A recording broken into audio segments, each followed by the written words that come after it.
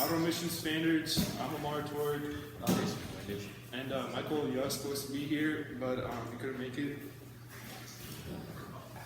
So a little bit of background. So most cars today have internal combustion engines, which in turn produce a lot of auto emissions. They were also older than most electric cars on the road, and so there's therefore more cars with internal combustion engines. Many people are upset by the new rules and regulations that are being cracked down upon the auto industry for the emissions, and critics say that the legislation is harmful to the economy as well as the car culture, not only locally but globally as well. Older cars naturally put out more emissions than the newer cars of today's market, and this creates many political, economic, and environmental problems. All right, so this was supposed to be Michael's slide, but I'm trying to attempt to get a crack at it. So Michael's basically saying that we need more regulations. That was his solution. So the good that will come out of this is that if these regulations can successfully combat the emissions that are coming out of these cars, that can possibly help the environment, and the research is already there. The realistic part about this is that Democrats will obviously support this, and they've been supporting more regulations on auto emission standards, especially as of recent. In January 2018, Trump has been trying to push new bills to deregulate the current car emissions. It's also realistic because of environmental concerns, as that becomes a high priority for more people as of climate change. So some of the implications about this are that it hurts the car community. The last thing the car community wants to see is more regulations hurting their events. And it will also take time, of course. Right now, the Senate is Republican controlled, and the president is also Republican. So if this were to happen right now, this would also take a long time. All right, so solution two. So some of the good that should come out of this, solution two, let me start, is deregulating existing standards, so standards that are already put in place. So according to Trump, this should bolster the economy and create more jobs. Some common sense would be this would obviously help the car community, as this has been something they've been pushing for. And innovation, according to some researchers that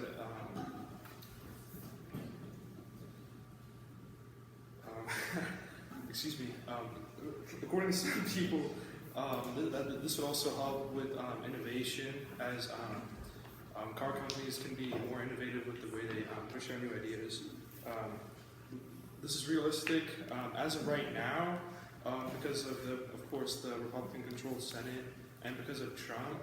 But when we get into the implications, we don't know how this could stand in like 2 or 4 years, how Congress could change, or of course a new president. And Trump has really been the main backer of this bill. So without him, it could go to waste. Democrats obviously don't want to support this at all. And some argue that this is toxic for the environment, as some of these regulations are actually helping the environment. And of course may not last. Anyone can just add these regulations back. So our third solution is to cut existing regulations and create new, more economically and culturally pleasing regulations. And this is good because it's a win-win for everybody. It not only helps the world and the economy, but it as well all the people and the citizens are pleased. That kind of goes into the car community. Without all these new regulations, the car community will be happier. The environment, when creating newer bills, and it's more economically centered bills, they'll be better for the environment, and it'll help the economy because they're not cracking down on the main auto industries as much when they revise the bills and maybe work with them. So this is realistic because it's good for both of the parties, and it helps the environment, and it won't hurt the economy, which is a major factor of what they're saying now. And some implications is that this would take quite a long time to be put into place, and it takes quite a lot of effort. So in conclusion, this was also supposed to be Michael's slide, but I'll try to take over. So this is obviously the most reasonable out of all of them.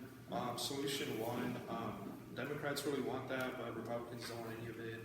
Solution two, Republicans want that push, but Democrats don't. So this is kind of like a middle ground that we can find that can work for both parties.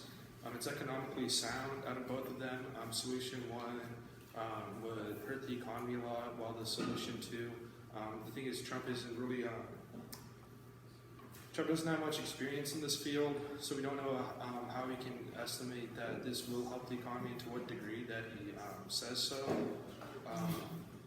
It's a win-win again for both parties, as it's bipartisan, and it'll help the community a lot as they can try to work something out.